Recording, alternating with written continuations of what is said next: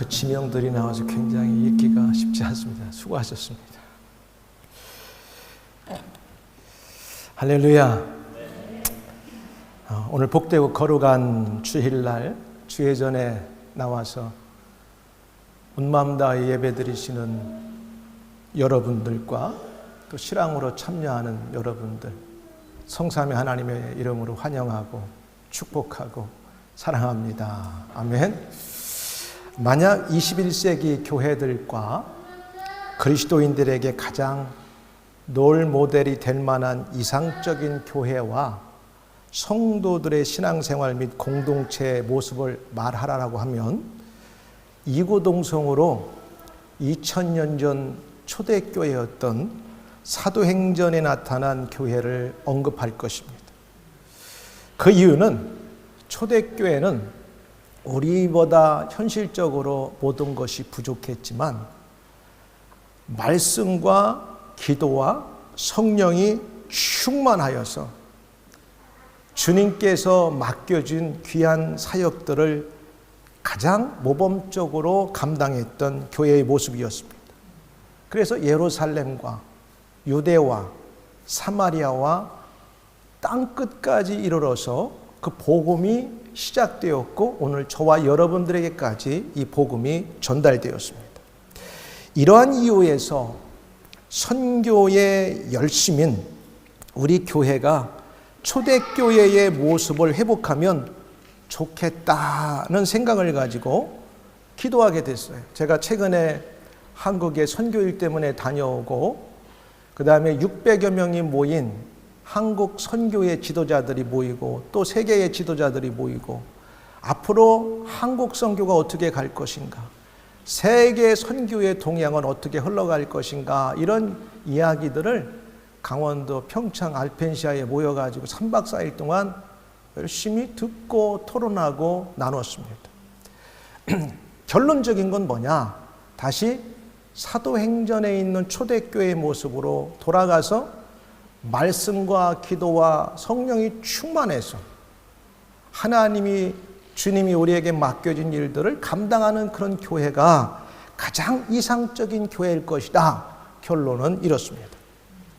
그래서 기도하면서 우리 교회도 런던에 수많은 인종들, 이주민들이 우리로부터 살고 있는데 어떻게 보면 이곳이 선교지고 우리가 만나는 사람마다 우리의 복음을 전해야 될 이방인들이라 생각한다면 우리가 어떻게 어떠한 마음의 자세를 가지고 하루하루를 가정에서 살든 직장에 살든 공부하는 학업의 현장에 살든 어떠한 스탠스를 가지고 우리가 그리스도인으로서 살아가야 될 것인가? 그렇다면 우리가 기본적으로 갖춰와야 될 우리의 기본기를 다시 확인하는 것이 참 필요하겠다. 그리스도인들로서 가장 기본적인 것이 무엇이냐?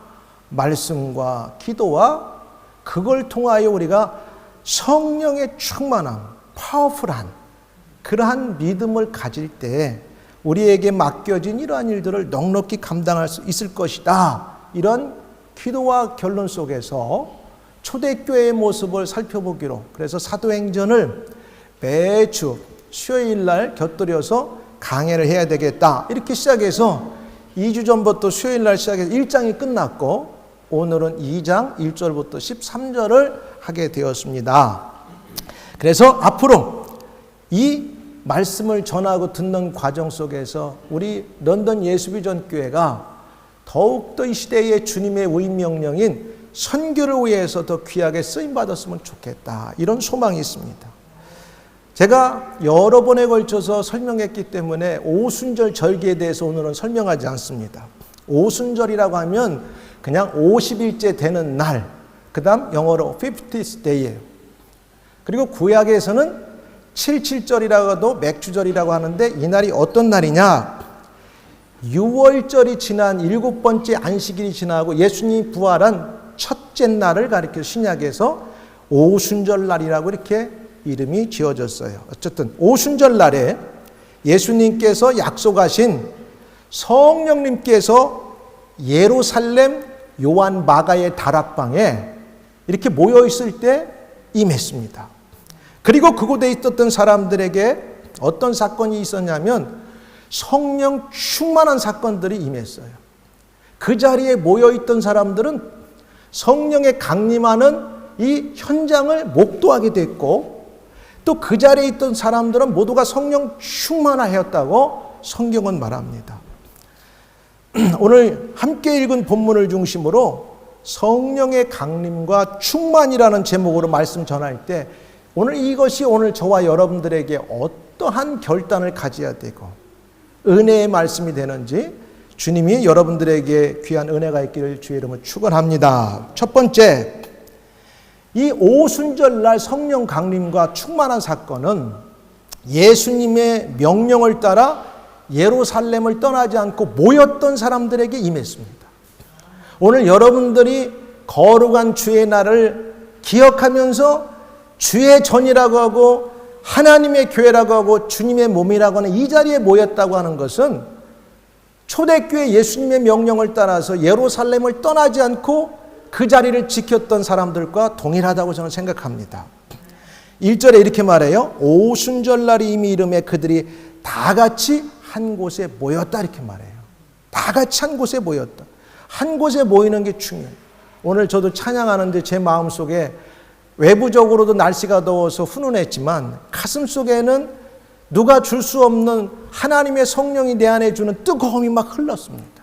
왜 그런 줄 알아요? 함께 모여 찬양했기 때문에 그래요.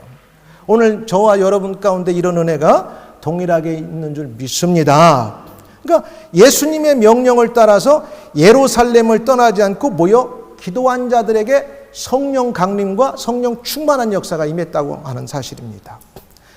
그리고 예수님은 그의 제자들, 사도들과 그를 따랐던 사람들에게 예루살렘을 떠나지 말라고 명령하셨어요. 사실은 2장 1절 이하가 아니라 1장에 보면은 뭐라고 나오냐면, 그가 고난받으신 후에 또한 그들에게 확실한 많은 증거로 친히 살아계심을 나타내사 40일 동안 그들에게 보이시며 하나님 나라 일을 말씀하시니라. 사도와 함께 모이사 그들에게 분부하여 이르시되 예루살렘을 떠나지 말고. 그러니까 하나님의 백성들이 이 땅을 살아가지만 떠나지 말아야 될 곳이 있어요. 남편과 아내는 가정을 떠나면 안 돼. 부모와 자식 간에는 우리가 헤어져서 활동은 할 수 있지만 그 바운더리를 떠나면 안 됩니다. 멀리 떨어져 있다 할지라도 가정이라고 하는 테두리 안에 있을 때 그 가족은 행복합니다. 근데 이게 가까이 있어도 떨어져 있으면 불행해요. 신앙생활도 마찬가지예요. 예수님께서 부활하시고 40일 계시면서 그가 이제 떠나시면서 그의 제자들과 그를 따랐던 성경에 보니까 120명 정도 사람들에게 예루살렘을 떠나지 말고 아버지께서 우리에게 약속하신 그걸 받을 때까지 지키라, 이렇게 명령을 하셨어요. 그래서 그 말을 그대로 듣고 예루살렘을 지켰던 사람들에게만 성령의 강림을 목도하고 체험했고 자기들에게 직접 성령 충만이 임했던 것을 그들은 경험했습니다. 오늘 이 자리에 주님을, 하나님을 예배하러 모인 여러분들에게 세상이 줄 수 없는 하늘의 위로와 하나님의 은혜와 축복이 여러분 가운데 임할 줄 믿습니다. 이게 성령의 역사예요. 예수님께서 말씀하셨어요. 예루살렘을 떠나지 말고 내게서 들은 바 아버지께서 약속하신 것을 기다리라. 물로, 요한은 물로 세례를 베풀었으나 너희는 몇 날이 못되어 성령으로 세례를 받으리라. 그러니까 예수님의 명령이었어요. 주의를 지키고 안식일을 지키는 것은 세상 사람들이 해도 되고 안 해도 되는 게 아니라 하나님, 예수님의 명령입니다. 그러니까 여러분들은 예수님의 명령과 예수님의 말씀을 따라 순종하는 자들이에요. 그리고 예수님의 말씀의 명령에 순종하여 예루살렘을 떠나지 않았던 사람들이 이제 받았죠. 이들은 예수님의 제자들인 사도들과 그 11명이 모였고 그 뒤에 마띠아를 뽑혀서 예수님의 어머니, 예수님의 육신의 제자들, 그 다음에 여자들과 다 합해서 120명이 됐다고 말해요. 근데 고린도서에 보면은 예수님이 부활하시고 일시적으로 500여 문도에게 나타났다는 사건이 나오는데 그 많은 사람들 중에 예루살렘을 끝까지 떠나지 않고 지켰던 사람들은 120명이었어요. 120명에게만 성령 강림과 체험이 임했습니다. 예수님께서도 복음서에 이런 말씀을 하셨어요. 내가 구름 타고 다시 이 땅에 올 때 보면 믿음 있는 자를 보겠느냐. 믿음 있다고 하는 자들이 점점 믿음에서 이탈돼서 숫자가 줄어들 것을 암시하는 내용입니다. 오늘 많은 종교다원주의나 포스트 모더니즘에 살고 있는 사람들에게 주의를 지키고 예배 생활하고 말씀을 사모하고 기도하며 성령을 사모하며 산다는 것은 쉬운 게 아닙니다. 근데 그게 원리고 진리고 기본이라고 하는 사실을 성경은 과거나 현재나 미래에게 동일하게 말씀하고 있습니다. 예루살렘을 떠나지 않았던, 예루살렘이라는 말은 평화의 터전, 평화의 장소라는 뜻이에요. 평화의 터전, 평화의 장소. 예수님이 우리의 평화입니다. 예수님이 우리 삶의 평화의 기초가 됩니다. 세상을 살면서 우리의 평화의 터전이 되고 기초가 되시는 예수님을 떠나 살지 말 것을 영적으로 말씀하는 내용입니다. 분명히 말씀하고 있죠. 예수님이 이제 구름을 타고 하늘로 올라가니까 천사들이 보면서 이제 같이 예수님을 수종 들고 하늘로 올라가요. 그러니까 그 밑에 있던 사람들이 큰일 났다. 우리의 선생님 예수님이 올라가면 우리는 어떻게 살까? 그때 천사들이 말하죠. 그렇게 서운해하지 말아라. 너희들이 본 그대로 다시 예수님은 구름 타고 올 것이다. 그러면서 이 사람들이 와서 어떻게 했냐? 제자들이 감람원이라고 하는 산으로부터 예루살렘에 돌아오니 이 산은 예루살렘에 가까워 안식일에 가기 알맞은 길이라. 이 사람들이 다 해서 뭐 했냐면은 모여서 14절에 보니까 예수의 어머니와 마리아와 아우들과 더불어 마음을 같이하여 오로지 기도에 힘썼더라. 예루살렘에. 그럼 우리가 주의 날에 하나님의 교회 집에 모여서 하는 게 뭡니까? 일주일의 가장 첫날은 예배하는 날이에요. 예배하는 날이에요. 찬양하고 기도하고 살아계신 하나님을 예배하는 날이 이 날입니다. 그럼 하나님이 누구를 기뻐하시겠어요? 하나님을 예배하는 사람들을 가장 기뻐하시는 거죠. 사랑하는 여러분, 모여야 돼요. 함께 해야 돼요. 팀워크를 우리가 생각해 보면 우리가 월드컵이 일어날 때 보면은 월드컵을 치를 때 보면 온 세계가 다 막 시끌벅적해요. 근데 아무리 개인기가 뛰어난 남미의 그 강호들이 그 나라들 가운데서도 한 사람만 잘하면 간혹 우승은 할 수 있지만 대부분은 우승하지 못해요. 모여서 팀워크를 잘 맞추는 팀이 대부분 우승하게 됩니다. 신앙생활도 똑같아요. 나 혼자 성경 볼 수 있고 나 혼자 기도할 수 있고 나 혼자 성령 충만할 수 있지만 왜 주일날이 있고 왜 우리가 함께 모여야 되고 왜 우리가 함께 찬양해야 되냐? 모일 때 하나님은 그 자리에 함께 하십니다. 우리의 연약함을 아시는 예수님께서는 너무나 잘 알기 때문에 너희들 혼자 기도해. 그럼 하나님께서 약속하신 성령을 너희들에게 부어줄 거야. 그렇게 말씀하셔도 되는데 그러지 않고 너희는 예루살렘을 떠나지 말고 한 자리에 모여서 마음을 함께하고 전심으로 기도해라. 이렇게 명령하셨던 거죠. 그 말에 순종했던 자들에게는 이 모든 사건들을 목도했어요. 그리고 실제 체험했던 놀라운 사건들입니다. 그래서 우리 교회가 올해 표를 정했잖아요. 서로 돌아보아 사랑하고 격려하며 모이기를 피하는 자들과 하지 말고 열심히 모이라고. 그래서 히브리서 10장 24, 25절에 이런 말씀이 나와요. 서로 돌아보아 사랑으로 격려하고. 신앙생활하기 어려운 이때에 우리는 자꾸 사랑으로 돌아보고 격려해야 돼. 서로 누구를 시기하고 질타하고 누구를 우리가 비판하고 비난하는 것보다는 그 사람의 입장에서 한번 기도해보고 그 사람을 격려하고 함께 밀고 함께 가야 돼. 모이기를 피하는 어떤 사람들의 습관과 같이 하지 말고 오직 권하여 그날이 가까운 볼수록 더욱 그리하자. 2000년 전에 이 성경이 쓰여졌습니다. 그날이 가까운다고 말해요. 그럼 지금 2000년이 지났어요. 예수님이 올 날이 더 가까웠습니다. 그럼 그날이 더 점점 가까우면 어떻게 해야 되냐? 더 열심히 모여야 돼요. 근데 오늘날 자꾸 모임을 폐지합니다. 한 번이면 되고 두 번이면 되지. 저도 안타까운 게 우리도 모임이 많이 없는 것이 때로는 안타까워요. 제가 최근에 한국을 방문하면서 분당의 여러 교회들을 돌아보려고 주일날 갔는데 주일날 1시나 2시면 다 예배가 맞춰지고 저녁 예배를 드리는 곳이 없어요. 대부분. 그래서 다 예배가 오후 3시만 되면 대부분 다 큰 그 대형 교회들이 다 문을 닫고 저녁 예배를 드리지 않아요. 과연 이게 넥스트 제너레이션 앞으로 20년, 30년이 지나면 이거 어떤 현상이 일어날 것인가 좀 걱정이 되더라고요. 예수님께서 말씀하셨어요. 주님이 다시 올 날이 가까울수록 모이기를 피하는 자들이 많다는 거예요. 그러니까 우리는 어쨌든 주의 날 열심히 모여야 됩니다. 분명한 사실은 하나님의 은혜나 성령 충만의 역사는 누구들에게 경험되어지고 누구들에게 임하느냐? 주님의 날이 가까울수록 예배에, 기도에 모이기를 함께하고, 오늘 여러분과 제가 모여서 이렇게 함께 예배드리니까 얼마나 힘이 납니까? 얼마나 힘이 나요? 하나님의 성령이 오늘 여러분 각 사람에게 다 충만하게 임한 줄 믿습니다. 두 번째, 성령 강림이나 성령 충만은 어떻게 임했냐면 현상으로 나타났는데, 오늘 보니까 성령 강림이 바람으로 나타났고 불로 나타났고 혀로 임하셨어. 2절 3절에 보니까 호련히 하늘로부터 급하고 강한 바람 같은 소리가 있어 그들이 앉은 집에 가득했다 그랬어요.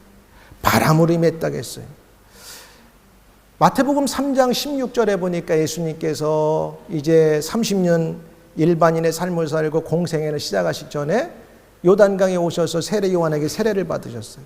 세례를 받는 순간 하늘이 열리고 천사들의 소리가 이는 하나님의 아들이라면서 하늘로부터 비둘기가 그 위에 임했다고 나와요. 비둘기가 성령으로 예수님의 머리에 임했다 이렇게 나옵니다. 근데 오늘 오순절 성령 강림에 있어서는 성령 강림이 어떻게 임했느냐 하면 바람으로 임했고 그 다음에 불로 임했고 혀로 임했어요. 여기에는 뭔가 우리에게 주는 영적인 의미들이 있습니다. 성령은 히브리어로 루라흐라고 써요. 그 다음에 헬라어로는 푸뉴마라는 말을 사용하는데 이건 숨을 쉬다, 숨을 쉬는 거예요. 성령은 숨을 쉬다. 그 다음에 바람을 불다.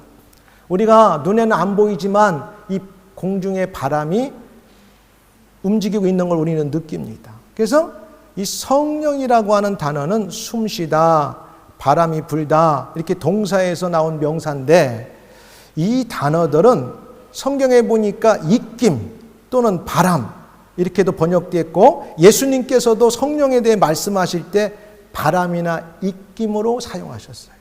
근데 그럼 성경에서 바람 또는 입김이 작용할 때 어떤 결과들이 났는가 우리가 의미를 생각해 보면, 왜 성령이 바람으로 임했고 우리는 그 바람으로 임했던 성령님을 우리가 충만하게 영적으로 사모해야 되는가를 알 수가 있어요. 새 생명의 역사가 나타났었어요. 성령이 임하면 새 생명의 역사가 나타났어요. 흙으로 사람이 만들어질 때 아직 모양만 만들어졌었어요. 하나님께서 인간을 만들 때 흙으로 빚었는데 아직 모양만 있어, 모양만. 생명이 없었으나 하나님께서 생기를 그 코에 이렇게 불어넣었다고 했어요. 불어넣고 나니까 흙으로 만들어서 폼드만 돼 있는 모양만 있었던 그 형태가 우리같이 지금 생기가 있어 살아났다고 성경은 말합니다. 성령이 들어가면 아무 생명력이 없던 그 폼에 새로운 생명이 존재되기 시작하고 죽었던 사람들이 살아나게 되는 거예요. 영적으로도 마찬가지예요. 성령이 우리 가운데 임하면 우리의 신앙이 미지근하고 그 다음에 무능력하고 우리가 할 수 없는 그런 사람들이 능력 있는 자로 바뀝니다. 뭔가 생기가 돌아요. 나는 할 수 없어가 아니라 내가 할 수 있습니다. I can do it. 그렇게 바뀌는 거예요. 왜? 성령이 내 안에 들으면 내 영이 아니라 하나님의 영이 막 내 안에서 살아요. 역사하기 때문에 내 의지하고는 관계없이 나를 그 성령이 이끌어가게 되는 거예요. 새 생명의 역사가 우리 안에 나타나는 거예요. 그래서 예수님께서는 지금까지 3년 이상을 쫓아다녔지만 무능력하고 무기력하고 아무것도 할 수 없는 제자들에게 성령 강림과 성령 충만을 받으라고 했던 거예요. 오늘 우리는 21세기에 살아가는 너무나 편한 사회에 살지만 영적으로는 엄청난 도전 속에 살아갑니다. 그런 도전 속에서 우리가 어떻게 신앙생활을 힘있게 할 수 있느냐? 성령의 충만을 받아야 돼요. 하나님의 영이 날마다 우리 안에 들어와서 우리가 연약하고 할 수 없다고 할 때 우리의 마음과 생각을 막 밀어 올리고 우리 신앙의 마음을 바꿔야 된다는 사실입니다. 이게 그래서 성령이 바람같이 맺다고 하는 것은 새 생명의 역사가 나타난 것을 보여주는 거죠. 이런 의미 가운데 실제로 어떤 일이 있었느냐? 오순절날에 신약의 교회가 탄생했습니다. 교회가 탄생한 거예요. 신약의 교회가 새로 시작됐고 이 새로 시작된 신약의 교회가 오늘 2000년 동안 예수님의 우임을 받아가지고 부활이요 생명이요 진리가 되시는 예수님, 구원자가 되시는 예수님을 유대와 사마리아와 땅끝까지, 오늘 저와 여러분들에게까지, 이제는 땅끝이 너무 좁아요. 어느 땅끝에 안 가는 데가 없어. 비행기 타고 그 다음에 세계에 다 일주하고 있잖아. 진짜 땅끝은 어디냐? 오늘 현대적인 용어로 선교적인 정의가 어딘지 압니까? 미 전도 종족은 우리 이웃에 살고 있지만 한 번도 복음을 듣지 못한 그들이 우리에게 미 전도 종족이고 그들이 땅끝이 될 수 있습니다. 영적으로. 그럼 그들에게 우리가 입술을 벌려서 때로는 예수님의 모습을 그다음 복음을 나눌 수 있으려면 이게 보통 우리가 영적으로 강하지 않으면 여기까지 하고 싶은데 안 나와요. 그때 어떻게 해야 되냐? 하나님의 성령이 우리를 막 밀어내야 돼. 당신 뭐 하는 사람입니까? 나는 예수 믿는 사람이요. 당신 직업이 뭡니까? 나는 목사요. 그래서 그때 자연스럽게 나오면 내가 만난 예수를 전할 수 있는 그런 입술이 돼야 되는 거예요. 그렇죠? 그리고 두 번째는 뭘로 임했느냐? 불로 임했다고 했어요. 여러분, 아무리 더워도 이 여름날 바베큐 하기 위해서는 뜨거운 불이 타야 돼요. 그죠? 아무리 뜨거워도 더워서 막 선풍기를 갖다 지금 붙이고 에어컨을 틀어도 이 더운 날 바베큐를 하려면 그 뜨거운 판에 불을 붙이고 장작이 타야 되고 불이 붙어야 된다는 사실입니다. 우리가 신앙생활하면서 우리 안에 성령의 불이 붙지 아니하면 때로는 우리가 매너리즘에 빠져가지고 내가 예수 믿은 지가 30년 되고 40년 되고 내가 찬송을 알고 내가 이만한 성경 공부를 알고 다 알고 있지만 힘이 없어, 동력이 없어. 차는 있는데 거기에 기름이 안 들어가지고 아무리 엔진을 틀어도 차가 나가지가 않는 거예요. 그걸 뜨겁게 달구어야 돼. 엔진을 막 달구어야 돼. 아무리 더운 날도 엔진이 돌아가야만 그곳에서 에어컨디션이 나오는 거예요. 불로 성령이 임했다고 그랬어요. 막 쳐다볼 수 있을 만큼 바람이 불로 혀가 갈라지듯이 임했는데 이런 의미가 있는 거예요. 불은 뜨겁게 합니다. 뜨겁죠.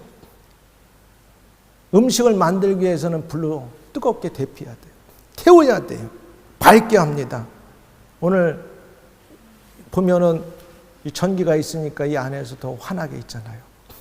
불과 같은 성령이 우리에게 임할 때 우리의 영적인 얼음같이 차가운 신앙, 냉랭하고 예수를 믿는 것 같으면서도 뭔가 찜찜하고 이런 우리의 차가운 영적인 신앙 상태를 뜨겁게 달굴 수 있는 건 뭐냐? 성령의 불같은 역사가 우리 안에 임할 때 가능해요.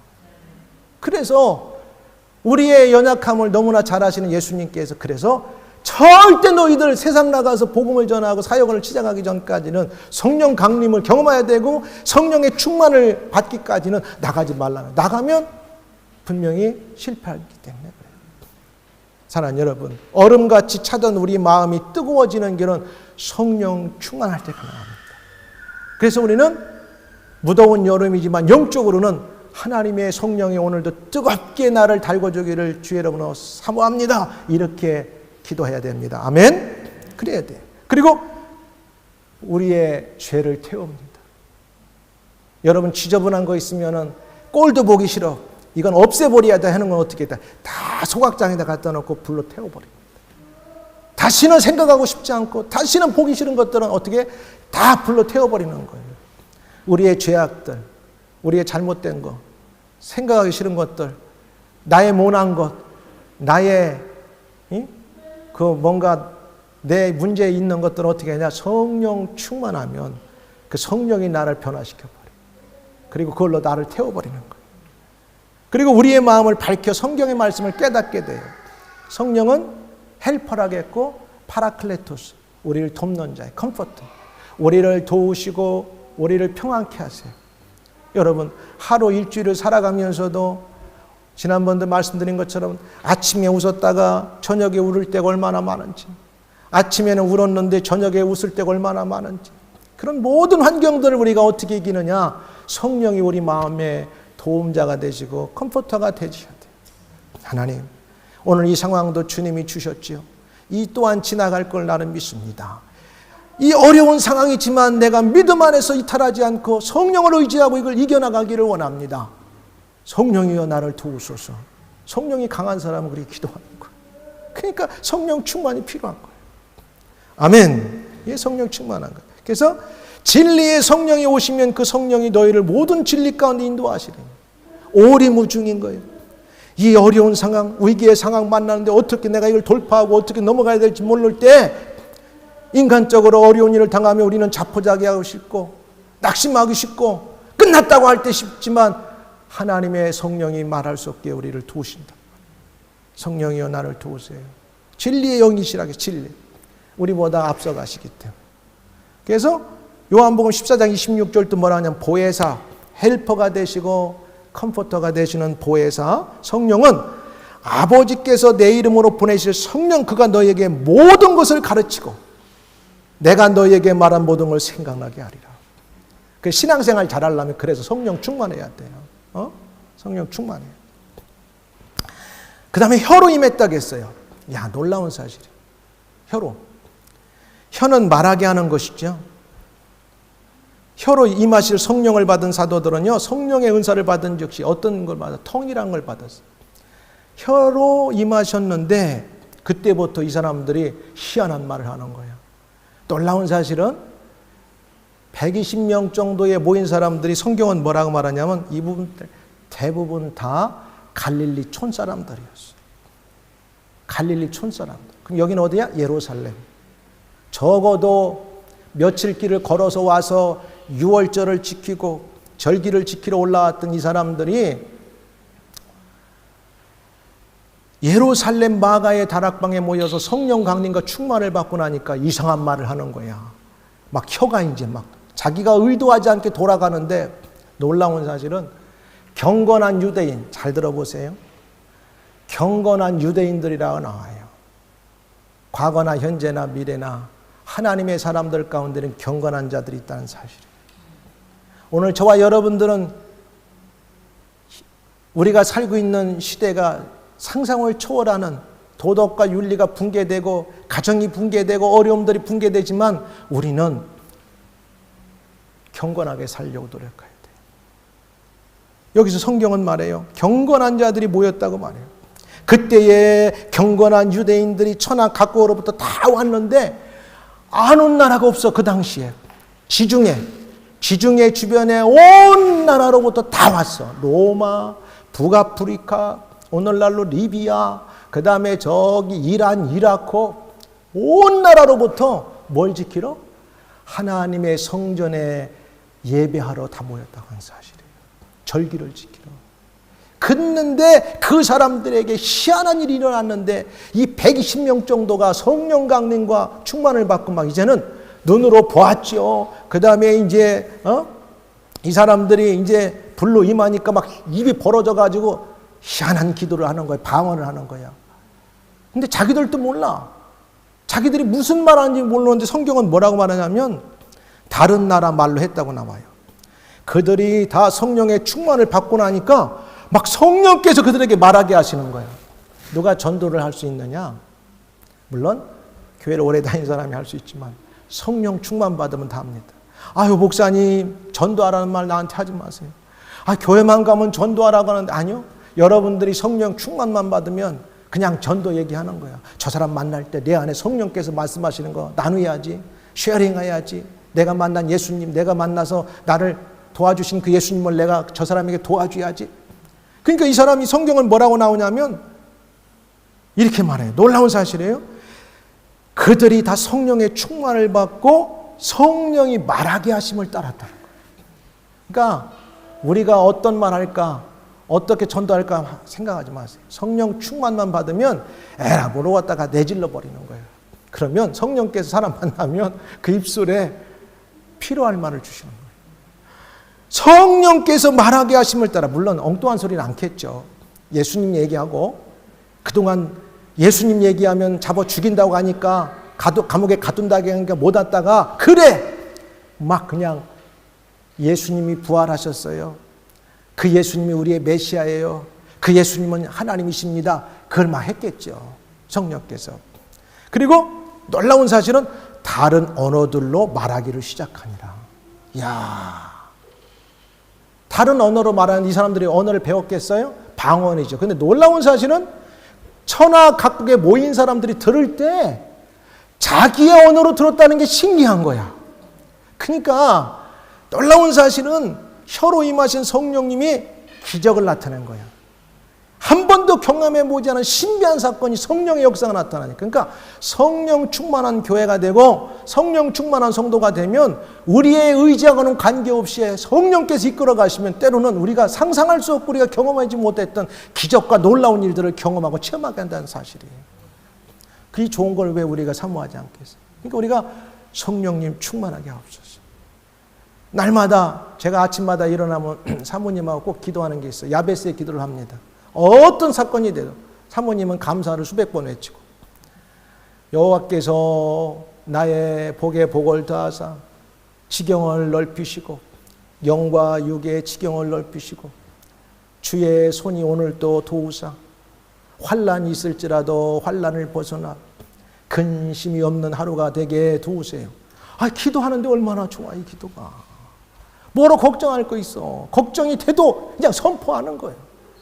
창조주가 되시고 만왕의 왕이 되신 하나님, 오늘도 죽고 사는 인간의 문제가 하나님께 달려 있습니다. 오늘도 주의 이름으로 선포하고 주의 복이, 그러니까 복이라고 할 때 그냥 먹고 마시는 게 아니라 하나님과 함께하는 게 복이고, 오늘도 주님이 나를 도와주는 게 복이고 내 삶을 이끌어가는 게 복이라는 사실이에요.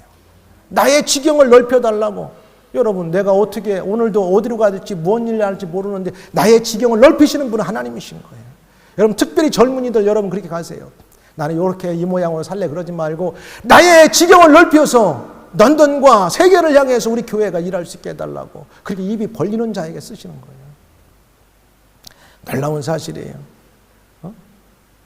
그랬더니 성령의 말하게 하심을 따라 막 이렇게 얘기하니까 그들이 증인으로 살아가게 되는 말씀을. 세 번째는 성령의 말하게 하심을 따라 성령의 능력으로 다른 사람들에게 하나님의 큰 일을 말하게 되더라.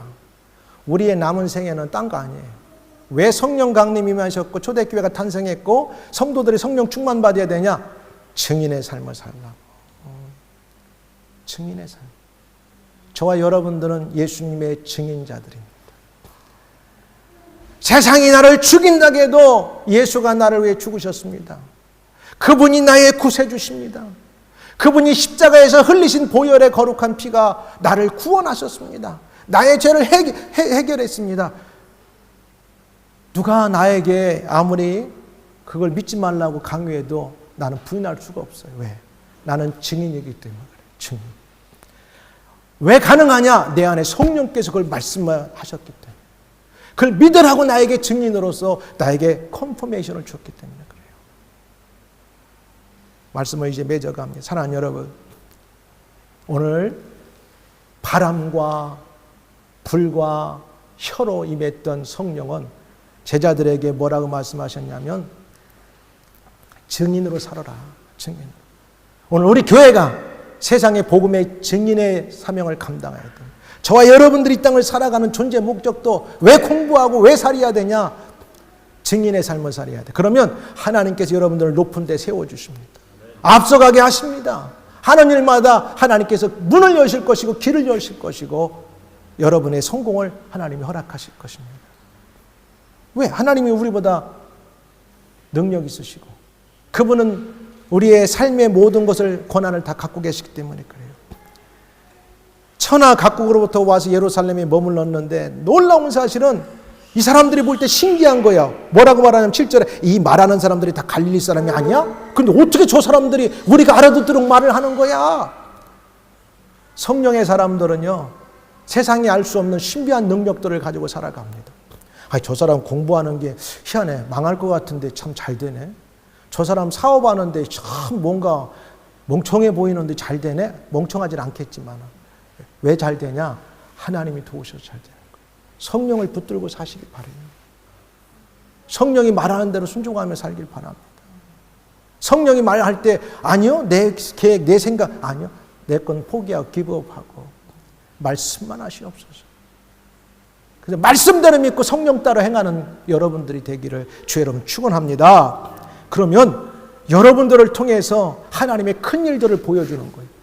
120분들을 통해서 하나님의 큰 일을 보여줬다고 해서 듣는 사람들에게 나는 여러분들이 사회 속에 나가서 학업의 현장에서 직장에서 가정에서 저 사람을 보니까 하나님이 살아계신가 봐.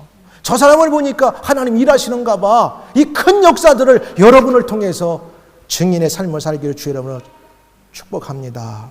우리 교회와 성도들 모두 예수님의 말씀과 명령에 늘 깨어 믿음으로 순종하는 삶을 살아야 되겠습니다.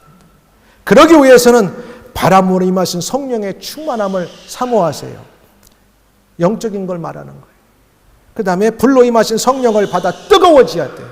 뜨거워져야 됩니다.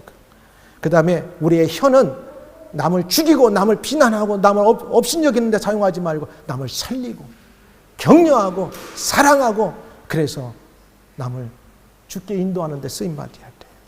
이런 증인의 삶을 살 때 하나님이 여러분의 삶을 책임져 주기를 주의 이름으로 축복합니다. 기도하겠습니다. 하나님 감사합니다.